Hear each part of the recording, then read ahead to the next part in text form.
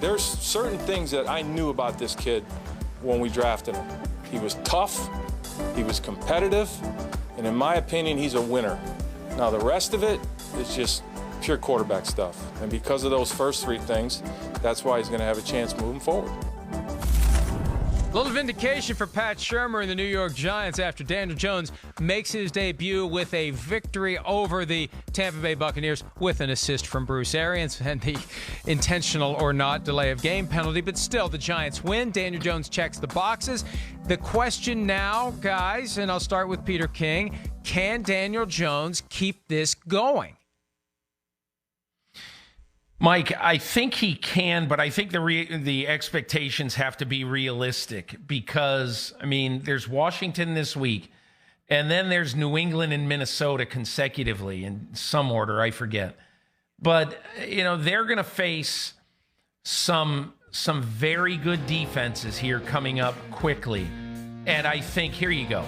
And I think the one thing to think about with Daniel Jones is, I know everybody saw how he played and didn't make very many, if any, major mistakes in that first game. I think it's unrealistic as a first-year starter to expect Wonderland every Sunday. So to me, this has to be incremental progress in Daniel Jones so that by the time you get to New Year's Day, you look and you say, okay, we definitely have our quarterback of the future, and he's ready. Now we've got to patch some holes. We need a franchise wide receiver. We need one more 10-year offensive lineman somewhere, preferably at left tackle. And we need a pass rusher desperately.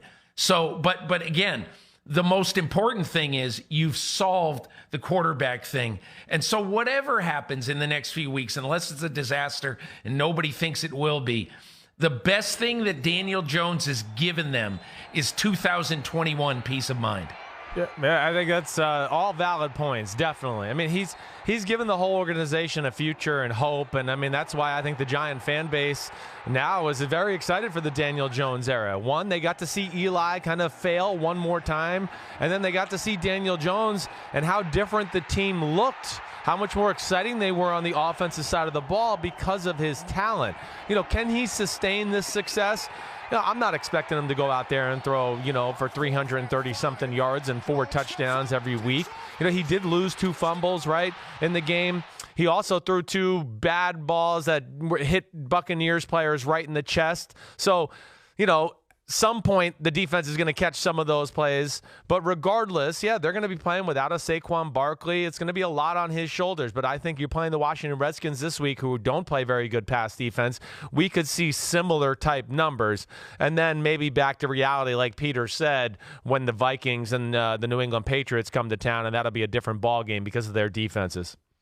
And it almost doesn't matter, Peter, like you're saying, for 2019, that this is about passing the baton from Eli Manning to someone who will be the quarterback for more than a year or two, to avoid falling into that never-ending churn of, we tried this guy for a while and it didn't work. We signed this guy and it didn't work. You know, the post-Peyton Manning plan in Denver. That's what the Giants wanted to avoid post-Eli Manning, where you're constantly just grasping and groping for any quarterback who could potentially come in and make things better.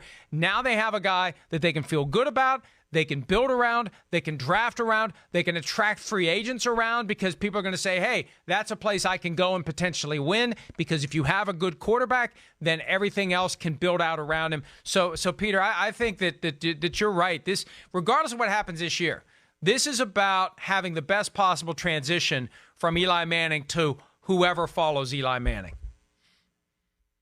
Yeah, and Mike, there's one other point to make about all this, okay? And that is that the New York Giants very clearly have fallen way behind Dallas and Philadelphia. Way behind. And the only way you start to catch up is to solve the problem that you've had at quarterback that too few people have seemed to acknowledge, that no matter how great Eli Manning has been as a person and for your history with the 2 Super Bowls, it was long past time. Hi, I'm Mike Tirico, and thanks for watching. Make sure to hit subscribe for the latest news and highlights from NBC Sports.